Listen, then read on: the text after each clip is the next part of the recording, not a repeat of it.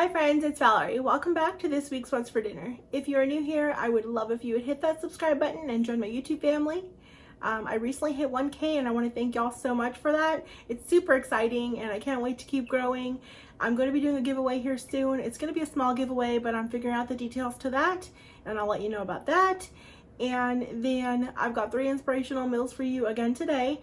And I also put out a What's for Dinner 2 days ago on Friday, and it was part of a collab, so don't forget to go check that out for some more dinner inspiration if you're interested in that.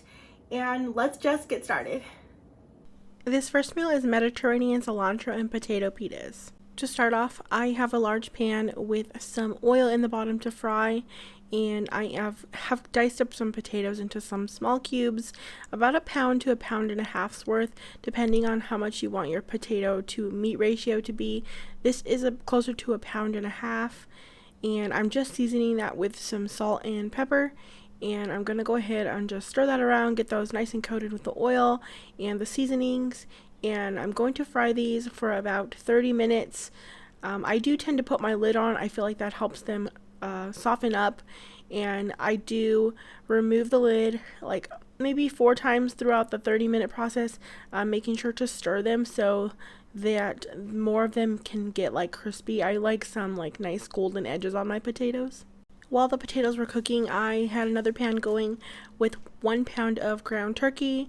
I'm just using my meat chopping tool here to just break that up. And I'm going to go ahead and just brown that. And I'm going to season it with some onion powder and some garlic powder and some oregano as well. I don't have measurements for that, just kind of eyeing it and sprinkling enough across the top of that. I also used a little bit of like a squeezed garlic and some pepper, and I'm just gonna go ahead and stir that all together and let that continue to just cook up until there's no longer any pink left. And then I went ahead and cleaned up and chopped up 2 bunches of cilantro. Mine were on the smaller side. If you have them that small, you might want 3 or 4 if they're too small. I like a good ratio of cilantro. If you don't like cilantro, of course, you could leave that out. You can add some parsley in. And yeah, I'm just gonna go ahead and put that with the meat. That cooks up very quickly, it just wilts, and that's all you really needed to do. And then I'm gonna go ahead and add that cooked up potatoes into there and just mix those together. I'm gonna be making a tzatziki to go with this. And I don't really have full measurements for that. This is something I like regularly, so for that I've just went ahead and cut up some cucumber, some dill, lemon juice. I'll need plain yogurt for that, some garlic, fresh would be better, and then some salt. I add dried mint in, but if you don't have it, that's perfectly fine. You could add parsley, more dill is perfectly fine in that. And here's just a little clip to show you maybe like the amounts that I kind of have together in there.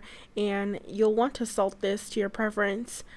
And I'm serving that with some whole wheat pita bread and some lemon wedges. I love to pour lemon all on top of that potato mixture. This is such a good, light, refreshing, but very delicious meal. It is definitely one of our all-time favorites, and you can use ground beef instead of turkey if that's what you prefer. This next meal is salmon with lemon dill butter and some roasted Brussels sprouts with a balsamic glaze. I'm getting started with the Brussels sprouts first since they'll take the longest. I'm just taking about 1 pound's worth, and I've cleaned them and now I'm halving them. The recipe called for 1.5 pounds. I only had 1 pound, so I'm making do with what I have. In a bowl, I am just placing about 1 tablespoon of olive oil on them with 1 teaspoon of salt and maybe about 1/2 teaspoon of black pepper, and I'm just going to stir those all to combine them, get them all coated with the oil and the seasonings. And then you're going to go ahead and transfer these to a large cast iron skillet, and you're going to roast these at 425 degrees for 15 minutes. And after that 15 minutes, you're going to go ahead and use your tongs to give them all a good toss again, and then you're going to roast them for an additional 15 minutes until they're golden brown, which is a total of 30 minutes. And now I'm taking about a little over 1 pound's worth of salmon with the skin on, and I am patting that dry with some paper towels. I'm going to season that with some salt, some black pepper, some of this garlic parmesan seasoning, and some paprika. And the recipe doesn't call for any of this but salt and pepper, but I like a little bit more seasoning on my salmon, and I like the little color that paprika gives. and I am cutting this into some smaller sized fillets. The recipe actually calls for 4 salmon fillets. Mine's going to equal about 3 because the tail end is pretty thin. I'm not cutting it down too much. I've placed those on my air fryer tray, and thought I got a clip, but I'm air frying them at 400 degrees for about 8 to 12 minutes, and for me it was on the 12-minute side. And while those were air frying, I am preparing this lemon butter sauce. For that, I'm just melting about 2 tablespoons of butter, and I'm going to add in about half a teaspoon of fresh dill.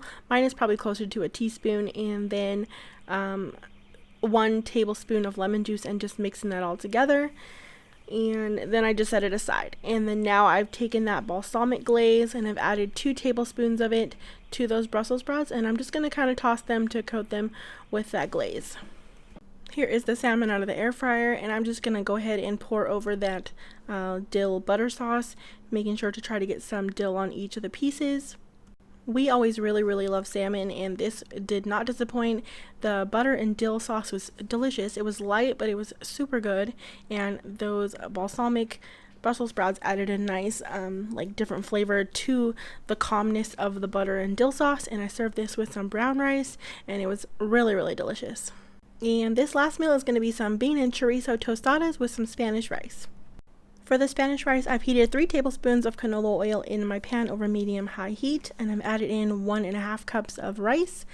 And I'm just toasting that until it's nice and golden brown, and then I'm adding in about a small chopped onion, and then I'm just going to let that saute a little bit with the rice to get a little bit translucent. And I'm seasoning that with some garlic powder and a little bit of cumin, and I like to stir that around at this point to like kind of toast it up to bring out the flavors. And then I'm adding an 8-ounce can of tomato sauce and just stirring that to coat all the rice with that tomato sauce. And then you're going to need 3 cups of chicken broth. I'm using bouillon. I always use bouillon, so I'm using 3 cups of water, and then I mix in about 2.5 cubes of bouillon. And then I'm just stirring that all together, letting that come to a boil, placing the lid on for 25 minutes on a low simmer. And then once it's done, I set it aside off the burner and let it rest for 10 minutes without stirring it. And while that's resting, I'm cooking up this pork chorizo. And yeah, I'm just going to cook that until it's all browned. And in the skillet next to it, I'm going to be cooking up 2 cans of beans. Whatever beans you like, just go ahead and put those in your pan. And then you could of course make homemade refried beans. I'm just using the canned kind because it's nice and easy. Just gonna go ahead and break that up. I'm seasoning that with just some like onion powder, garlic powder, a little bit of cumin. I think I used cumin. For sure, I always use garlic powder and onion powder. Yeah, I did use a little bit of cumin there. And I'm just stirring that together. And I always add some milk just to get to the creaminess that I like. Just pour a small amount and start there and just see whatever works for you. And I am also stirring just that chorizo up. As you can see, it's starting to cook up there. And I am just making sure those beans are nice and smooth, especially because I'm going to be putting these on a tostada. I really like a nice like layer. And I also put in a tablespoon of bacon grease. I just thought that'd give some extra flavor, and I don't always have that on hand, but I did this time, so it was perfect for this. And then I'm just grating some cheese and gonna go ahead and chop up or dice up some tomatoes and lettuce. You can do, of course, whatever toppings you like on your tostadas. Those are just the things that I like. I went ahead and fluffed that rice up after letting it rest for the 10 minutes. And of course, I just served this on tostada shells with some sour cream. And I also added some of my favorite hot sauce. These were so delicious. I've been really craving tostadas, and just the addition of that chorizo added that spicy, just really good flavor. I'm definitely going to be doing this one again, probably every time I make tostadas now. Thanks so much for watching, friends. Don't forget to hit that subscribe button and that little bell so you don't miss out on any future What's for Dinner videos. And I hope you all are having an amazing week.